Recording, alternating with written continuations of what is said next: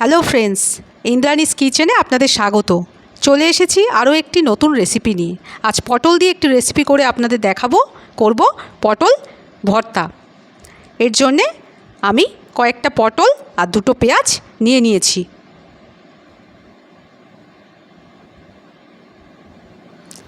পটলগুলোর খোসা ছাড়িয়ে নিয়েছি।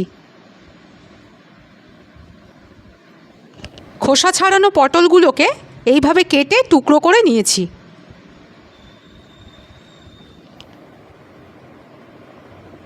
দুটো পেঁয়াজ কেটে নিয়েছি।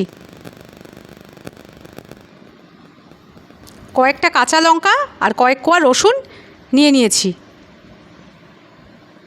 ফোড়নের জন্য নিয়েছি শুকনো লঙ্কা আর কালো জিরা।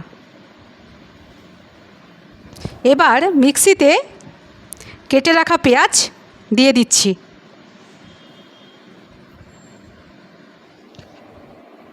এরপর কাঁচা লঙ্কা আর রসুন দিয়ে দিচ্ছি। এবার কেটে রাখা পটলগুলো দিয়ে দিচ্ছি।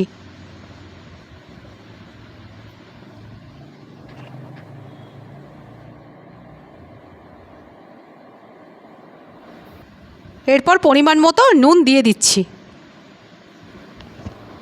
এবার সামান্য পরিমাণে জল দিয়ে দেব। মিক্সিতে সব কিছু একসাথে পেস্ট করে নেব।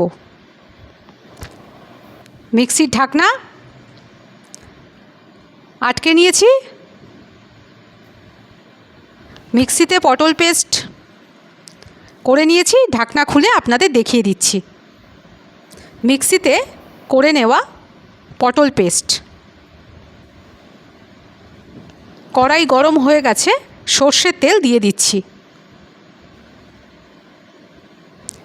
কালো জিরা শুকনো লঙ্কা গরম তেলে ফোড়ন দিয়ে দিচ্ছি।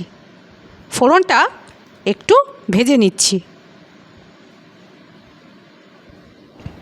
এরপর করে রাখা পটল পেস্ট ঢেলে দিচ্ছি। পটল পেস্ট ভালো করে নেড়ে দিচ্ছি।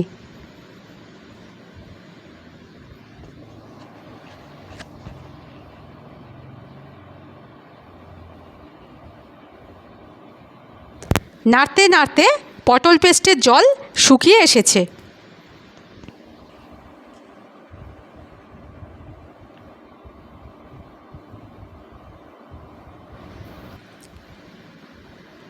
এরপর শুকনো লঙ্কার গুঁড়ো দিয়ে দিচ্ছি।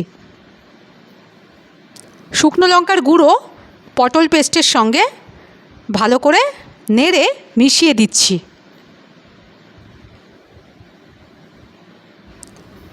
রান্না হয়ে গেছে, একটি পাত্রে নামিয়ে আপনাদের দেখাচ্ছি। পটল ভর্তা একদম রেডি। গরম ভাতে খেতে খুবই ভালো লাগে।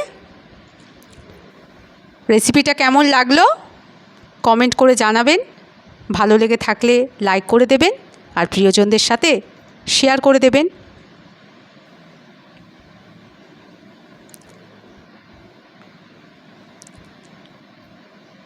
সবাই খুব ভালো থাকবেন। ভিডিওটা এখানেই শেষ করছি।